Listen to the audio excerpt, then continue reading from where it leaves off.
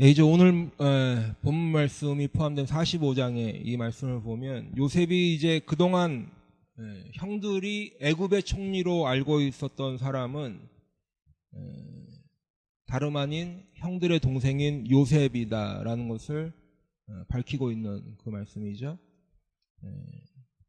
가나안 땅에도 이제 기근이 들었어요. 그래서 먹을 것을 구하러 애굽에 내려온 형들을 요셉은 단번에 알아봤는데 그 형들을 모르는 채 했죠. 그리고 이제 형들이 바뀌었는가 요셉이 테스트하며 지켜보고 있었다 하는 거예요. 42장에서 요셉이 형들을 만났는데 이제 44장까지 계속해서 형들을 테스트하는 그런 말씀들을 우리가 볼 수 있었습니다. 그래서 이제 44장 끝에 보면 유다가 애굽의 총리인 요셉에게 그 동생 베냐민을 구하기 위해서 애원하는 말씀을 우리가 지난주에 봤습니다. 유다는 이 아이, 동생 베냐민을 대신해서 자신이 이곳에 종으로 남겠다고 이야기했죠. 그리고 동생을 대신하고 또한 연로하신 아버지를 염려하는 그 마음이 이제 요셉에게 전해졌어요. 이제 요셉은 그 정을 어떻게 억제할 수가 없는 그런 상황이 됐습니다. 그곳에 있던 다른 모든 사람들을 나가라고 소리치고요. 이제 그곳에는 요셉과 형들만 남게 되었습니다.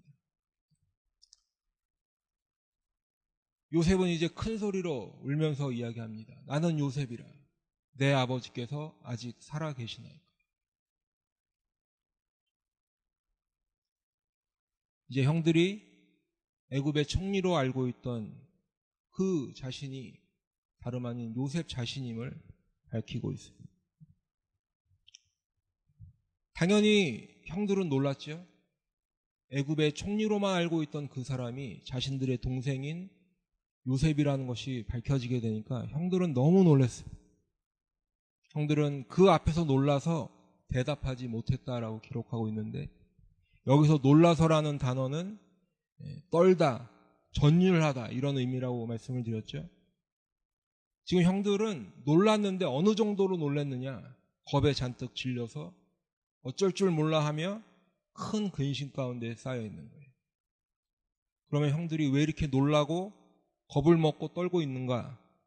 조금 전까지 애굽의 총리는 자신들에게 호의를 베풀 때도 있었지만 전체적으로는 엄한 명령을 했죠. 엄하게 됐어요. 때로는 감옥에도 넣었다가. 그런데 그 애굽 총리가 누구라는 거예요? 요셉이에요. 요셉이 자기 자신을 밝히게 되니까 형들은 이것이 무엇을 의미하는지 지금 이 순간에는 아직 알지 못해요. 어떤 결과가 다가올지 아직 알지 못한다는 거예요. 22년 전에 헤어졌던 동생이 아직 살아있다라는 사실은 기뻐해야 마땅한 일인데 그 동생은 그냥 헤어져 잃어버린 것이 아니라 자신들이 팔아버려서 헤어지게 되었어요. 그것도 죽이려고 시도하다가 끝에 가서 그냥 죽이지 않고 팔아버린 거죠. 그러니까 그 동생을 이제 만났는데 알고 보니 그 동생이 조금 전까지만 해도 자신들의 생사를 쥐락펴락하던 애굽의 총리라는 거죠. 마냥 기뻐할 수만은 없는. 형들은 아마도 또 이렇게 생각했는지도 몰라요. 자신들이 그동안 애굽에 와서 겪었던 일들, 많은 일을 겪었는데 이제 그동안 지나간 일들이 하나하나 떠올랐겠죠. 처음에 와서 곡식을 사러 그저 자신들은 곡식을 사러 왔다고 생각했는데 정탐꾼으로 몰렸어요. 그래서 감옥에도 갔어요. 시므온이 잡히고 또 집에 돌아와 보니 돈자루에 돈이 그대로 들어있었고 그래서 베냐민을 데려와야 곡식을 살 수 있다라고 해서 이제 다시 베냐민을 데리고 갔는데 그래서 이제 모든 일이 잘 해결되었는가, 모든 오해가 풀렸는가 생각하고 다시 집으로 돌아오는 도중에 베냐민의 돈자루에서 요셉의 은잔이 발견되었죠. 그 일로 다시 요셉의 집으로 잡혀왔어요. 지금 이러한 지난 일들이 순간순간 다 떠올랐어요. 그러면서 이제 지금 마음을 졸이며 그 애굽의 총리 앞에서 베냐민만은 살려달라 애원하고 있는데, 그 애원하던 애굽 총리가 요셉이라는 거예요. 미디안 상인들에서 팔아버려서 아마도 지금쯤이면 죽었을 것이다 라고 생각하고 있던 그 요셉, 아직 살아있는. 형들의 생각에는 이 일 때문에 지금 요셉이 지금까지도 화가 나 있을 것이다 라고 생각했겠죠. 그래서 그것을 되갚아주려고 아마도 우리를 이렇게 곤경에 처하게 했구나 생각했을 것이. 그리고 속으로 이렇게 생각했겠죠. 이제 우리는 더 큰 일을 당할지도 모르겠다. 그런데 형들의 예상과는 달리, 형들의 생각과는 달리 요셉이 하는 말이 지금 전혀 다른 이야기를 하고 있어요. 나는 당신들의 아우 요셉이니 당신들이 애굽의 판자라. 우리들만 알고 있는, 그 형제들만 알고 있는 비밀 같은 이야기인데 요셉이 지금 지난 일을 말하고 있어요. 그러니 자기가 요셉이 맞다는 거죠. 그리고 당신들이 나를 이곳에 팔았다고 해서 근심하지 마소서, 한탄하지 마소서. 형들은 지금 예전에 나를 판 일 때문에 걱정하고 있겠지만, 한탄하고 있겠지만 그 걱정하지 말라는 거예요. 왜냐하면 하나님이 생명을 구원하시려고 나를 당신들보다 먼저 보내셨나이다. 실제로 22년 전에 있었던 일은 형들이 나를 판 것이 맞죠. 그리고 나는 그때 그 일 때문에 애굽에 팔려온 것도 사실이에요. 그러나 그 모든 일이 하나님의 뜻이었고 하나님의 섭리 가운데 일어난 일이라는 거예요. 하나님께서 우리의 생명을 구원하시려고 나를 먼저 보내신 것이라는 겁니다. 이제 요셉이 계속해서 이야기합니다. 몇 년 전에 요셉은 바로의 꿈을 해석해 주었는데 형들은 아직 그 사실은 알지 못하죠. 바로의 꿈이 어떤 것이었는지. 그래서 요셉은 하나님께서 바로의 꿈을 통해 알려주신 그 내용을 이야기하는데 총 7년의 기근 중에 이제 2년밖에 지나지 않았다는 거예요. 앞으로 5년 동안은 밭갈이도 할 수 없고 추수도 할 수 없는 그런 심각한 기근이 있다라는 거죠. 그래서 하나님이 나를 형들보다 먼저 보내신 이유는 하나님이 크나큰 구원을 베푸시는 그 일 때문에 먼저 보내셨다는 거예요. 형들의 목숨을 지켜주려고 하시는 것이고 또한 형들의 자손을 이 기근 가운데에서도 살려주시려는 것, 살아남게 하시려는 데 그 목적이 있다는 거죠. 그러므로 실제로 나를 보낸 이는 형들이 아니라 하나님이시라는 거예요. 그뿐만 아니라 이제 애굽 온 땅을 다스리는, 통치하는 총리가 되었어요. 요셉은 자신이 애굽 온 땅을 다스리는 총리가 된 것을 말하고 있어요. 그렇기 때문에 이제 형들은 빨리 아버지께로 올라가서 아버지를 이곳으로 모셔오라는 거죠. 아버지와 모든 가족이 살 수 있는, 그리고 양과 소를 모두 몰고 와도 충분히 살 수 있는 그런 땅을 얻을 수 있다는 거예요. 그리고 요셉과 가까운 지역에 이제 함께 살면서 이제 앞으로 5년이나 남은 그 흉년 동안에도 요셉이 아버지와 그 형제들과 조카들 잘 돌볼 테니 잘 모시겠으니 모시고 오라는 거예요. 이 말을 듣고 있는데도 형들은 어안이 벙벙해요. 뭐라고 할 말이 없어요. 이게 도대체 꿈인지 생시인지 뭔가 요즘 말로 하면 무슨 몰래카메라인지 알 길이 없는 거예요. 그런데 그 일이 지금 자신들의 눈으로 보고 있고 귀로 듣고 있다라는 거예요. 눈앞에서 벌어지고 있어요. 그리고 이 요셉 이야기라고 알고 있는 이 모든 말씀들이 이제 말하자면 해피엔딩이죠. 좋은 결말이 보이는 것 같아요. 근데 여기서 잠깐 우리가 짚고 넘어가야 될 게 있어요. 우리가 지난번 37장에서 말씀을 살펴볼 때 요셉이 꿈을 꾸고 그래서 형들의 미움을 받고 이렇게 할 때 요셉이 꾼 꿈의 최종 완성, 최종 목적이 요셉이 애굽의 총리가 되는 것이 아니라고 말씀을 드렸죠. 그리고 요셉이 무슨 비전의 사람이나 아니면 원대의 장래 희망 이런 것 가지고 있는 사람이 아니라는 거예요. 말씀을 드렸습니다. 그래서 요셉의 비전, 무슨 요셉의 꿈 이런 것들을 우리에게 말씀하시려고 성경을 기록한 것이 아니라고도 말씀을 드렸어요.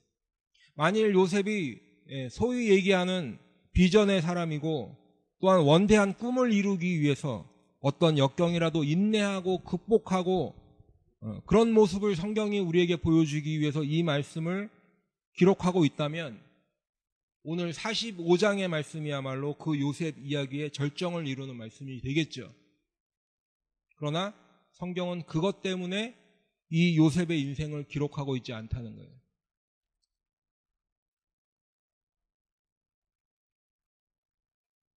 왜 그렇지 않은가? 그것을 우리가 알 수 있는 이유가 있는데 일단 요셉이 자신이 애굽의 총리가 되기 위해서 어떠한 노력도 기울이지 않았다는 거예요. 요셉은 자신이 이 자신의 꿈을 애굽 총리라는 것에 목표를 삼고 이제까지 살아오지 않았어요. 달려오지 않았어요. 두 번째는 요셉이 자신의 지위를 이용해서 그것을 자랑한다거나 또는 그 지위를 남용하고 있지 않다는 거예요. 요셉은 자신이 애굽의 총리가 된 것이 어떤 인생 역전, 성공신화 이런 것이 아니라 뭐라고 이야기하고 있어요? 하나님께서 이스라엘을 구원하시기 위해서 하나님의 계획이고 또 그 가운데 하나님이 인도하셔서 자신이 여기까지 왔다라고 고백하고 있어요. 또한 오늘 본문 말씀 중에도 5절부터 9절까지 이 짧은 구절 가운데 보면 요셉은 계속해서 하나님이 이렇게 하셨다, 하나님이 저렇게 하셨다라고 말하고 있는 것을 볼 수가 있습니다. 하나님이 나를 형들보다 먼저 보내셨다는 거예요. 하나님이 생명을 구원하시려고 나를 형들보다 먼저 보내셨다고 하고 있어요. 이것은 하나님이 큰 구원을 베푸신 것인데 그래서 하나님이 나를 먼저 보내셨다고 말하고 있어요. 그러니까 형들 생각에는 형들이 나를 팔아서 내가 애굽에 오게 된 것으로 생각하겠지만 실제로는 누가 보내셨다는 거예요? 하나님께서 요셉을 먼저 보내셨다라는 거예요. 그것뿐만 아니라 하나님께서 나를 바로의 아버지로 삼으셨다는 거예요. 비록 바로는 애굽의 왕이고 요셉은 2인자인 총리예요. 서열상으로 보면 바로가 위에 있고 요셉은 그 밑에 총리이지만 바로가 요셉을 아버지처럼 의지하고 있다는 것이죠. 그리고 온 집안의 최고 어른같이 대접하고 있어요. 애굽 온 땅의 총리자가 된 것은 요셉이 노력해서 얻은 것이 아니라 하나님께서 그렇게 만들어 주셨다는 거예요. 하나님이 요셉을 애굽 온 나라의 주권자로 삼으셨다는 거예요. 요셉은 이 모든 것이, 이 지난 모든 과정들이 자신이 인내해서 이루어진 것이 아니라, 노력해서 이루어진 것이 아니라 꿈을 포기하지 않고 끝까지 노력해서 얻은 그 꿈이 완성이 아니라 하나님께서 어떤 계획과 이유 때문에 그렇게 이루셨는데 자신은 단지 그 하나님 앞에 쓰임을 받은 것뿐이라는 거죠.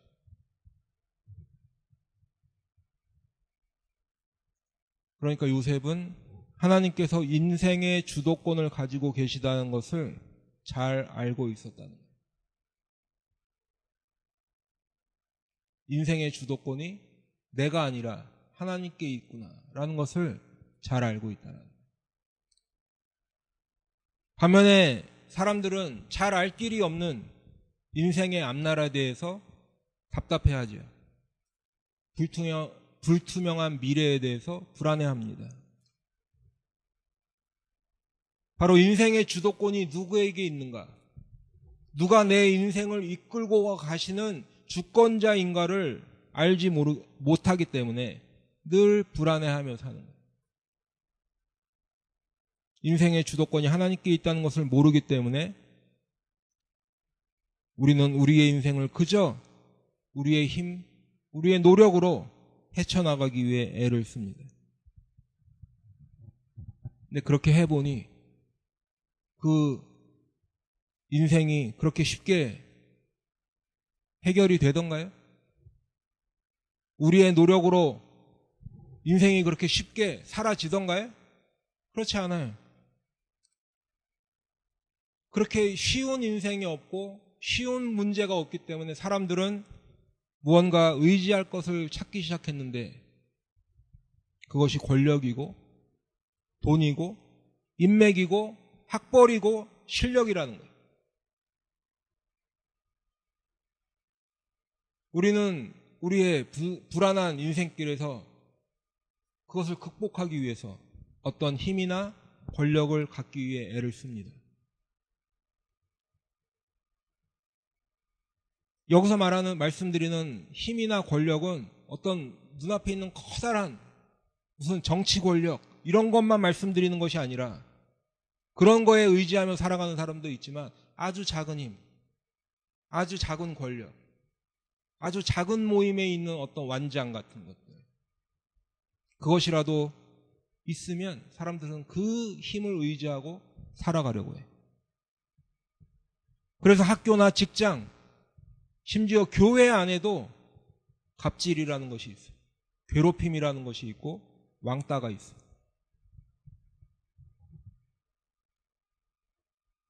또 어떤 사람은 자신의 실력을 기르고 발전시키기 위해 애를 씁니다. 그리고 어느 정도 이루었다라고 하는 어줍지 않은 우리의 그 실력을 의지하면서 내 인생 의지하며 나는 내 실력 믿고 간다는 거예요. 또 어떤 사람은 인맥을 만들어요. 사람과의 관계가 대부분 이해관계로 연결이 돼 있어요. 내 전화기에 몇 명의 연락처가 있다는 것을 자랑 삼아 얘기합니다. 내 주위에 사람들 많이 두고 그저 내가 필요하면 그 사람들을 의지해서 내 인생 힘들지 않고 살아보겠다라는 거죠.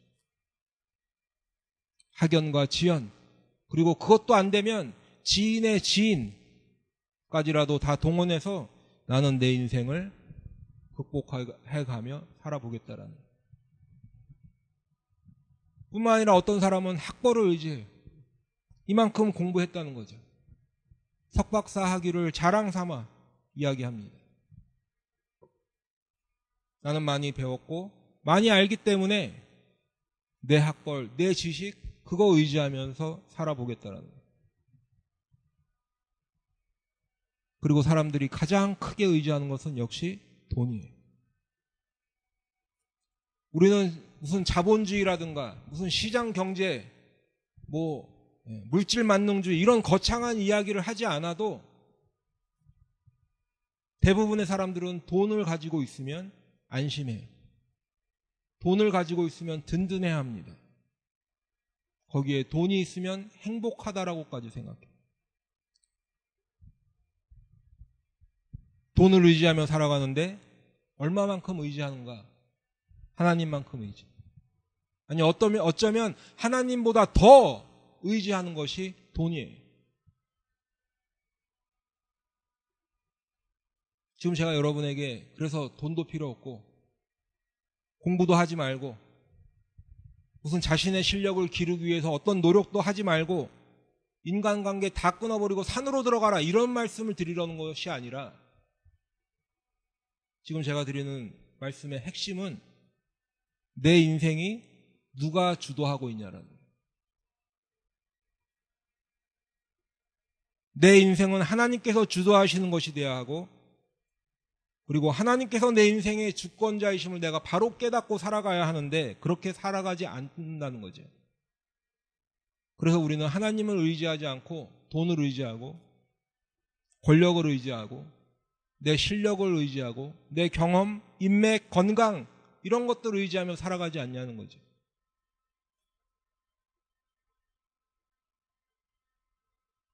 그런데 이런 것들을 의지하면서 살아보니까 행복하시던가요?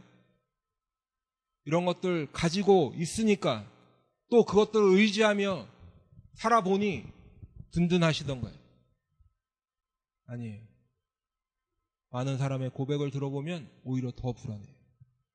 가져도 만족이 안 되고 마음속에 드는 생각은 혹시 빼앗길까? 혹시 잃어버릴까? 불안만 더해지지 않냐는 거죠. 그리고 남들보다 더 가져야 된다라는 욕심, 나보다 더 가지고 있는 사람에 대한 시기와 질투, 이런 것만 더 늘어나더라는 거예요. 인생의 주도권이 하나님께 있다는 것을 알지 못하고 살아온 결과가 이런 거라는 거예요. 그런데 오늘 말씀에 보면 요셉은 인생을 주관하시는 분이 하나님이심을 깨달았어요. 자신의 인생의 주도권이 자신에게 있지 않고 자신의 인생의 주도권이 하나님께 있음을 분명히 깨달아 알고 있었다는 거예요. 그런즉 나를 이리로 보내신 이는 당신들이 아니요 하나님이시라.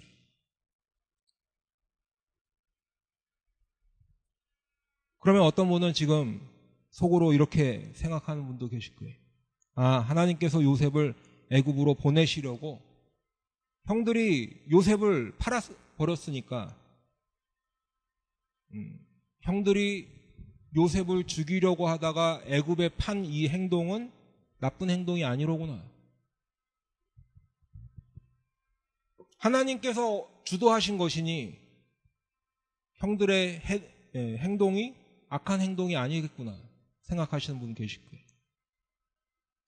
하나님이 생명을 구원하시려고 나를 당신들보다 먼저 보내셨나이다라고 요셉이 말했는데, 그러면 형들의 이러한 모든 행동은 아무런 잘못 없는 거 아닙니까, 목사님? 이렇게 생각하는 분들이 계시고.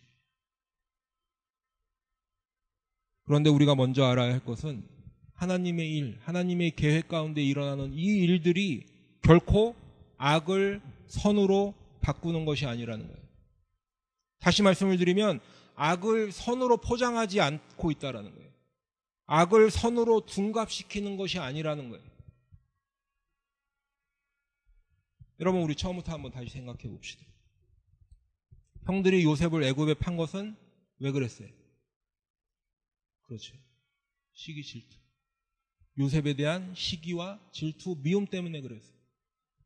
형들이 어떤 하나님의 뜻을 이루기 위해서 요셉을 열심을 다해서 시기하고 미워했나요? 그게 아니죠. 그러면 왜 요셉을 시기하고 미워했어요? 요셉이 형들의 잘못을 아버지에게 보고했고, 또 요셉이 꾼 꿈들, 그리고 아버지에게 받는 사랑, 이런 것 때문에 요셉을 시기하고 미워했어요. 그러면 하나님께서 가만히 있는 형들, 막 너무 착해, 형들은 너무 착해, 오히려 요셉을 너무 사랑해서 못 견디는 그 형들을 하나님의 뜻을 이루시기 위해서 그 형들을 시기하는 사람으로 만들어버리신 건가요? 미워하게 만들어버리신 거예요? 이 형들은 아주 막 너무 이노센트한데 하나님이 하나님의 일을 이루시기 위해서 그 형들을 시기하고 미워하게 하셔서 요셉을 팔아버리게 된 거예요? 여러분들이 한번 스스로 답을 해보세요.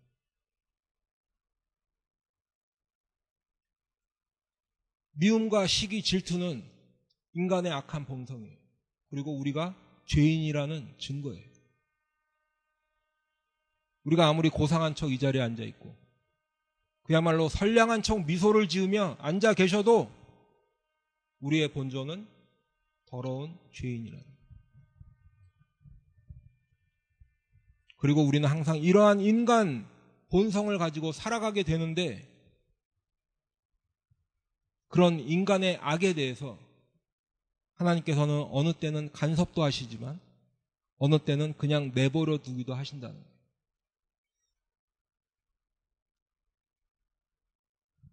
간섭하시고 내버려도 두시지만 어느 때는 이러한 인간의 악한 본성을 드러내게도 하세요. 실행하게도 내버려 두세요. 그러니까 원래 형들은 요셉을 너무 사랑했는데 하나님께서 형들을 악하게 만드셔서 형들이 요셉을 팔아버린 것이 아니라 요셉을 미워하고 시기하는 형들이 요셉을 버리는, 요셉을 팔아버리는 그 행위를 하나님께서 그냥 내버려 두셨다는 거예요. 형들의 미움과 시기가 적나라하게 드러났지요. 그리고 형들이 그것을 실제 행동으로 옮겼어요. 그런데 하나님께서는 요셉을 팔아버리는 그 형들의 악한 행위를 그냥 두고 보시는 거예요. 그것이 하나님의 뜻이었고, 하나님께서는 그들의 악을 통하여 하나님의 선을 이루어내시는 거예요. 그렇기 때문에 우리는 우리의 모든 말과 행동이 옳다고 하면 안 되는 거예요. 우리의 모든 인생을 하나님께서 주관하시니 그것을 핑계 삼아서 우리의 악한 말과 우리의 악한 행동이 정당화될 수 없다라는 말씀입니다.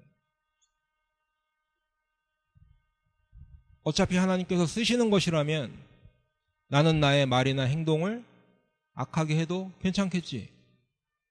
된다는 거예요? 안 된다는 거예요? 네, 안 된다는 거예요. 만일 그게 말이 된다라고 생각하신다면 바로도 쓰임받은 사람이고 가룟 유다도 쓰임받은 거죠. 요한계시록 20장 13절 말씀에 보면 각 사람이 자기의 행위대로 심판을 받고 라고 말씀하고 있어요. 하나님께서 주관하신다는 것을 핑계 삼아서 악한 말이나 행동을 정당화한다는 것은 그저 내 스스로 위안을 삼는 것일 뿐이에요. 그리고 핑계에 불과한 것이. 성경은 우리 모든 사람이 우리가 행한 행위대로 심판을 받을 것이라고 말씀하고 있어요. 요셉의 형들의 행동처럼 우리의 악한 행위도 하나님의 뜻과 계획이 들어있을 수는 있겠죠. 그러나 내가 악한 사람으로서의 쓰임을 받느냐, 선한 사람으로 쓰임을 받느냐 하는 것은 내 자신에게 달려있다라는 거예요.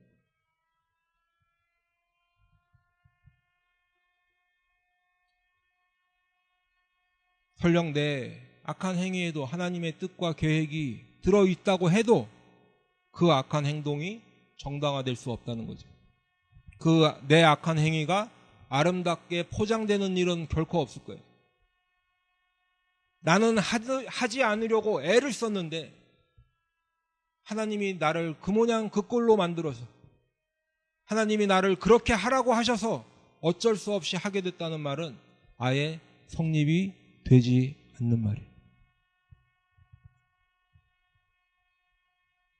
이제 오늘 본문 말씀을 보게 되면 요셉은 형들을 전혀 원망하지 않고 있어요.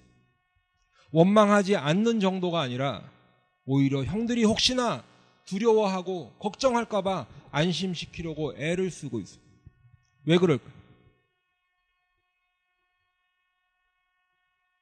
우리 같으면 그냥 내 정체를 밝혔으니까 그리고 나서 그저 몇 년 감옥에 들어가서 고생 좀 하게 하든지 아니면 내가 지금 가지고 있는 돈이나 권력을 이용해서 최대한 형들을 괴롭게 하고 애를 먹였을 텐데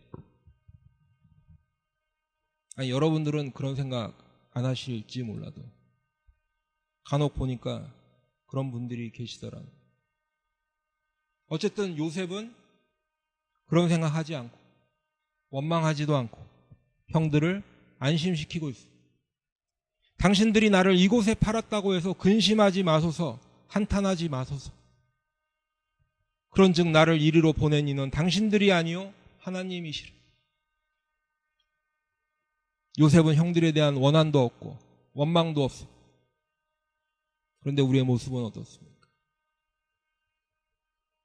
교회 밖에 세상 사람들은 그렇다고 해도 교회 안에 있는 사람들 간에도 그저 별일 아닌 일도 마음에 맺힌 응어리가 풀리지 않아요. 사소한 일에도 미움을 가지고 마음을 닫아버려요. 끝까지 원망을 하고 따라다니면서 괴롭혀요, 서로. 그리고 문제는 교회 안에 이런 사람들이 너무 많다라는 거예요. 그렇기 때문에 예수 안 믿던 사람이 어느 날 복음을 듣고 감사합니다 하나님, 교회를 나와도 교회 안에 그런 악한 사람들 때문에 도망가는 거예요. 그것뿐만 아니라 요즘은 무슨 내적 치유, 마음 힐링 하는 이런 프로그램이 교회까지 들어왔어요. 무슨 대단한 발견이나 한 것처럼, 그런 내적 치유 같은 것이 무슨 대단한 발견이나 되는 것처럼 이제 교회 안에 만연해 있어요. 그거 안 하면 교회가 제 역할 안 하는 것처럼 생각해요. 근데 저는 단호하게 말씀드리지만 인간의 마음의 상처는 이런 프로그램으로 결코 치유되지 않습니다. 내 마음의 상처, 내 마음에 어떤 치유가 필요하다는 것은 내 인생 가운데 역사하시는 하나님을 바로 발견할 때 치유되는 줄로 믿습니다. 그 하나님의 뜻을 올바로 깨닫게 되면 치유되는 줄로 믿습니다. 요셉을 보세요, 요셉을. 요셉이 지금 무슨 수련회 갔다 와서 형들 용서하고 있어요? 요셉뿐만 아니라 다윗도 봅시다. 다윗이 무슨 내적 치유 프로그램 갔다 와서 자기를 죽이려고 그렇게 애를 쓰는 사울을 보복하지 않고 용서하냐, 이 말이에요. 따지고 보면 다윗은 사울의 사위예요. 그저 왕과 신하의 관계가 아니라 자신의 사위와 장인의 관계, 인간적으로 가까운 관계. 그리고 사울이 가장 신임해야 하는 그런 신하였어요. 그럼에도 불구하고 요셉과 마찬가지로 다윗도 사울에 대한 원망도 없어요. 누가 봐도 다윗이 사울을 죽인다고 해도 정당하다, 괜찮다라고 여길 만한 그런 시점에도 다윗은 사울의 목숨을 빼앗기 위해 노력하지 않았어요. 그 틈을 보지 않았어요. 보복하지 않았고 오히려 사울이 죽었을 때 애통해하며 그런 모습을 우리가 말씀을 통해서 알 수 있죠.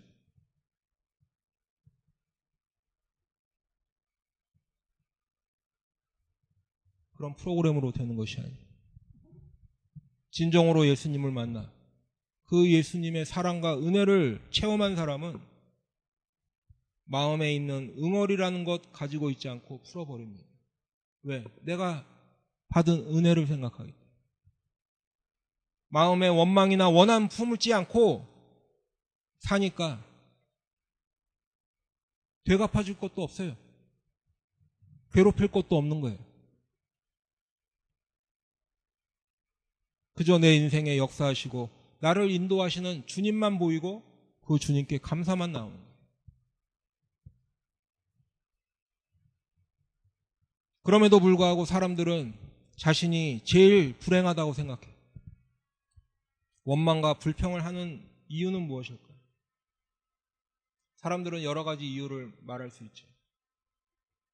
사람을 탓하고 환경을 탓하겠지만 사실은 단 한 가지 이유 때문에 그래요. 내 인생에 하나님께서 개입하시고 계시다는 것을 알지 못하기 때문에 그래요. 하나님을 온전히 바라보지도 못하고 믿지도 못하기 때문에 그래요. 교회에 나와요. 하나님에 대해서 들어서 알기는 하는데 말씀과 기도는 저 멀리에 있고 그저 세상 관심 가지고 교회를 다니고 있기 때문에 그런 삶을 계속 사는 거예요. 하나님의 뜻이 무엇인지, 지금 내 인생에 돌아가는 여러 가지 일들이, 사건들이, 그 순간들이 무슨 의미가 있는지 그런 것들 생각 안 해. 그저 내 앞에 있는 내 밥그릇 욕심을 내는 거예요. 내 주머니에 무엇이 들어올까? 그거에만 관심을 가지고 있는 거예요. 저 사람을 통해서 내 밥그릇이 채워질지, 내 주머니를 누가 채워줄지 거기에만 관심이 있다라는 거예요. 하나님께서 어떻게 내 인생을 인도하고 계신가? 하나님께서 내 인생을 어떻게 주관하고 계신가는 생각하지 않는다는 거죠. 관심도 없고.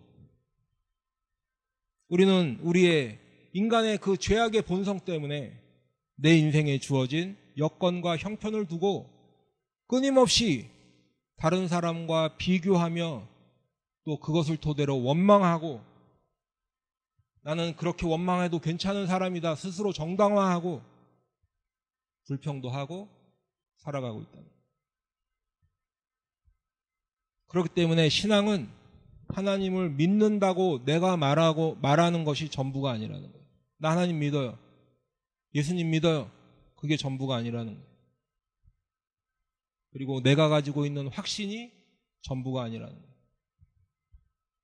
내가 믿음으로 살아가는 한순간 한순간, 내가 믿음으로 말하는 그 한마디 한마디뿐만 아니라 내 삶 가운데 드러나는 하나의 행동, 그 한순간 한순간이 바로 내 믿음이 되는 거예요.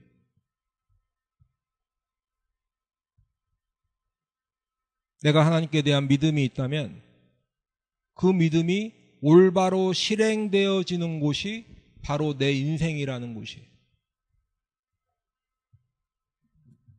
그렇다고 지금 제가 여러분에게 뭔가 더한 어떤 특별한 행위를 하라고 요구하고 이런 말씀을 드리는 것이 아니에요. 뭔가 자꾸 법을 만들고 규칙을 세우라는 그런 것이 아니라 하나님이 여러분에게 어떤 분이시냐, 하나님을 내 주권자로 알고 있냐는 거죠. 하나님을 나의 주인으로 섬기고 있냐는 거예요. 하나님을 나의 주권자로 섬기고 하나님을 나의 주인으로 섬길 때 내가 그 인식이 올바로 되어 있고 내가 그 인생을 살아갈 때 내 삶에 자연스럽게 보이는 것이 있는데 바로 하나님을 의지하고 또한 그분의 종의 모습으로 살아가는 것이 보이게 된다는 거예요. 그건 누가 가르쳐줘서 되는 게 아니에요. 사랑하는 성도 여러분, 오늘 요셉이 형들을 진작에 만났는데 이제 오늘에서야 자신이 요셉임을 밝히고 형들과 해오하는 모습을 우리가 말씀을 통해서 봤습니다. 누가 봐도 억울한 요셉이지요. 그런데 형들을 원망하지 않고 마음의 응어리 조금도 가지고 있지 않는 모습을 볼 수 있습니다. 오히려 요셉은 그 입으로 하나님의 인도하심을 말하고 있어요. 하나님이 보내셨나이다. 하나님이 나를 당신들보다 먼저 보내셨나이다. 오늘 이 말씀을 전하는 저나 듣는 여러분의 모습은 어떻습니까? 우리가 우리의 인생을 돌아보면 하나님의 인도하심이 보이십니까? 지금 내가 처한 내 여건, 내 상황 가운데 하나님의 뜻을 발견하고 계신가요? 아니면 내 인생, 나는 왜 이렇게 지질이 복도 없고 내 주위의 모든 환경들은 다 이런 불평과 원망 가운데 살고 있습니까? 않으십니까? 그때 그 사람이 용서가 안 되고 그때 그 상황이 용납이 안 돼. 그런 모습으로 살아가고 계시지는 않은가요? 마음속에 원망만 있고 응어리만 생각나고 아직도 화병이라는 것이 있어 마음에 우라만 치밀고 있지는 않은가? 내 몸은 교회에 왔다 갔다 하는데 머리로는 하나님의 말씀을 이야기하는데 알고 있는데 다른 사람들은 나를 신앙 좋다라고 하고 있는데 내 삶은 교회 다니는 거 빼면 세상 사람들과 똑같은 방식, 세상 사람들과 똑같은 가치관으로 살아가고 있지는 않은지. 입만 열면 하나님을 얘기하는데 겉으로는 신앙이 좋아 보이는데 그만큼 내 삶 가운데 예수가 드러나고 있냐는 거예요. 우리 한국교회 성도들의 가장 치명적인 약점이 바로 여기에 있어요. 이건 누구 하나를 해당되는 것이 아니라 우리 한국교회 성도들의 치명적인 약점이에요. 입술로만 고백하면 된다는 거예요. 주일 성수하고 온전한 11조 드리고 거기에 교회 가서 봉사라도 하면 나는 그리스도인이 되는 거예요. 내 천국은 보장이 되었다. 당신은 구원받았습니다. 진짜 그래요? 진짜 그래요? 성경 어디 그렇게 써 있어요? 주일 성수하고 11조 한다고 천국에 갑니까? 구원이 보장됩니까? 그런 말은 없어요. 오히려 예수를 믿는다는 것은 입술의 고백뿐 아니라 내 삶으로 그 믿음의 삶을 살아내는 거예요. 그렇게 믿음의 삶을 살아내는 것은 어느 한순간 됐다고 되는 것이 아니에요. 내 인생 전체를 통해서 믿음의 삶을 살아내야 하는 것이. 그렇기 때문에 예전에 했다고 다 되는 것도 아니에요. 예전에 내 경험이 현재의 나를 증명해 주지 못해요.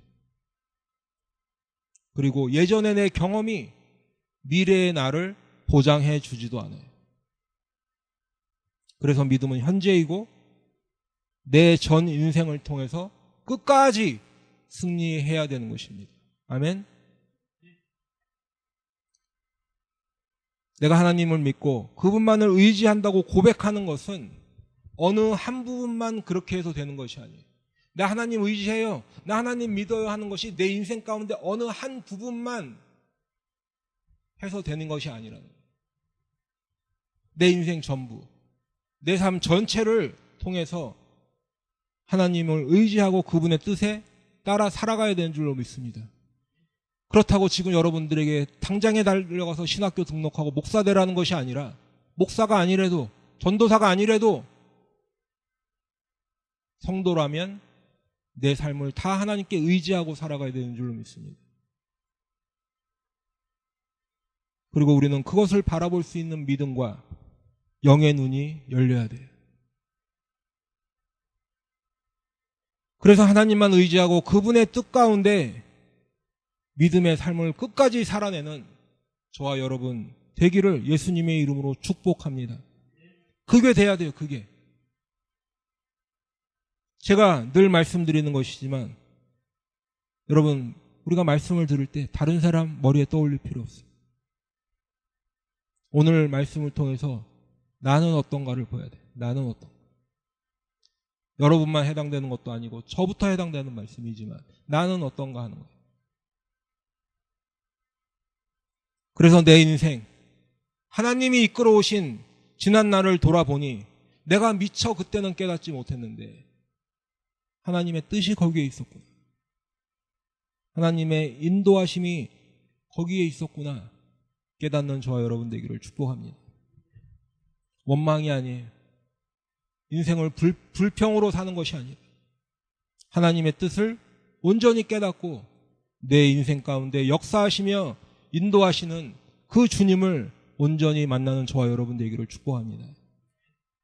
그래서 하나님께 대한 감사, 우리 주님께 대한 찬양이 넘쳐나는 저와 여러분, 우리 교회 모두가 다 되시기를 예수님의 이름으로 축원합니다. 기도하겠습니다.